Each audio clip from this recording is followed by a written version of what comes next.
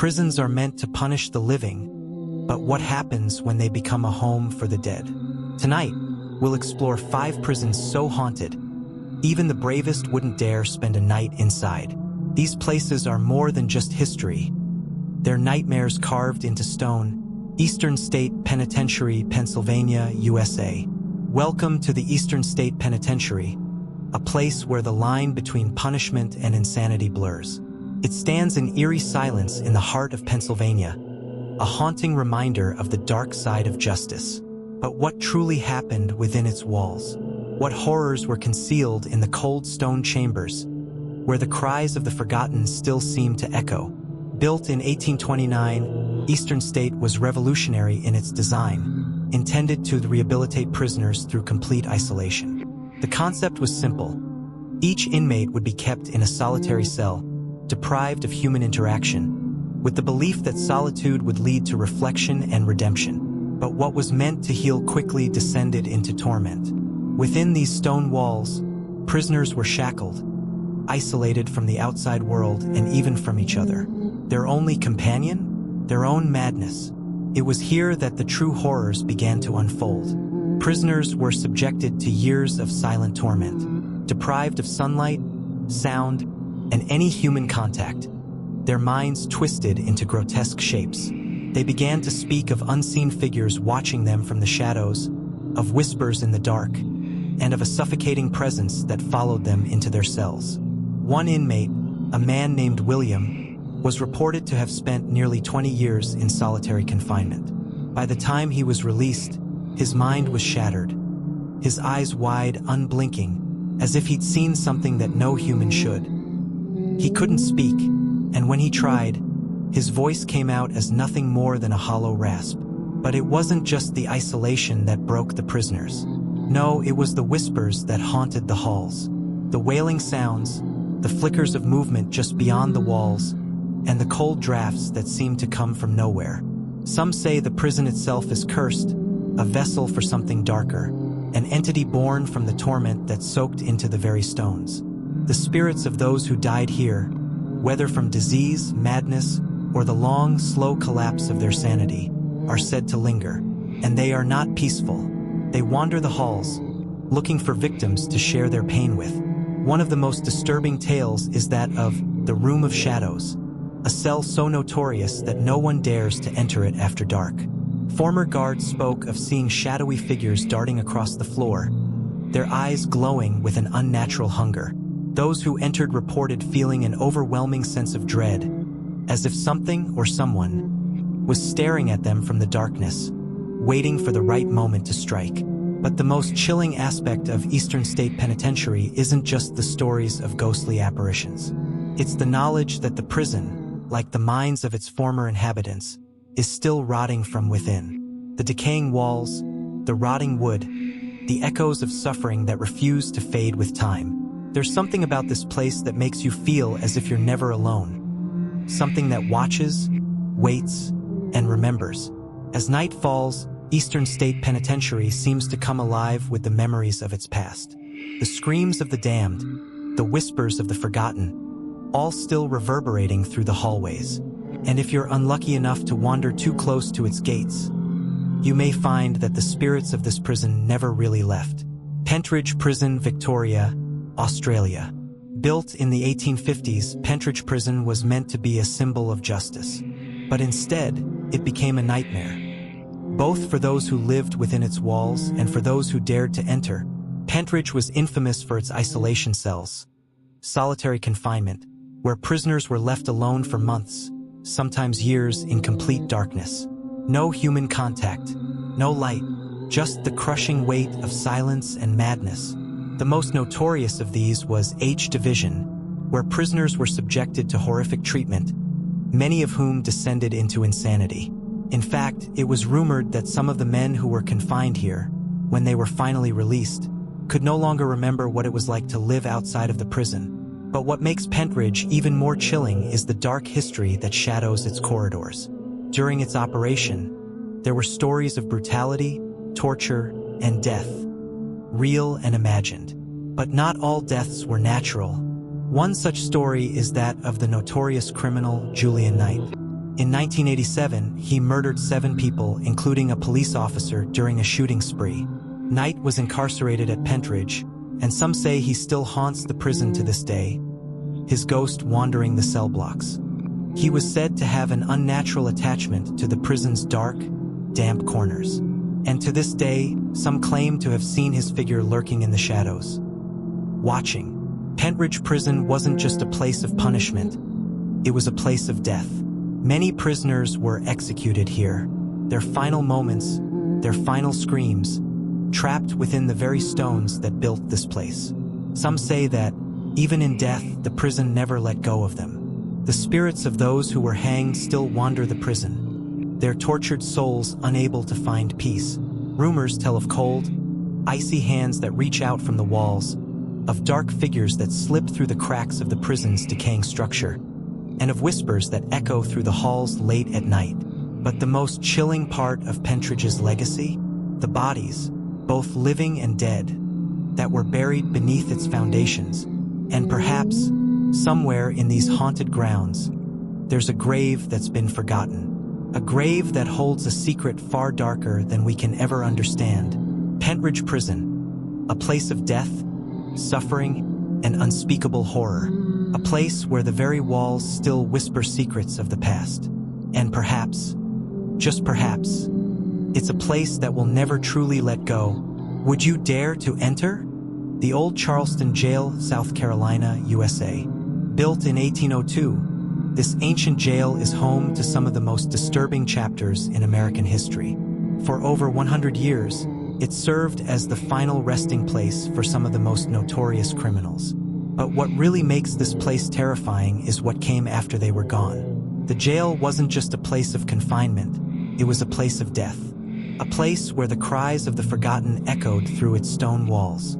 Executions, suffering, despair, these were the daily realities for its inmates. But as the years passed, something worse began to take shape.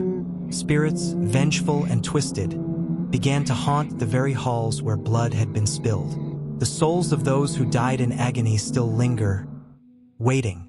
Let's start with one of the most infamous souls that still roams these forsaken halls. The ghost of Lavinia Fisher.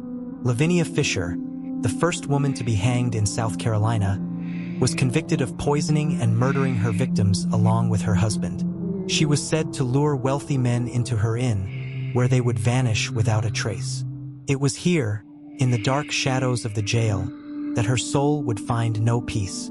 When Lavinia was hanged in 1820, she cursed her executioners, promising that she would return. And return she did, but not in the way anyone expected. Visitors and prison staff have reported hearing her anguished screams echoing through the night.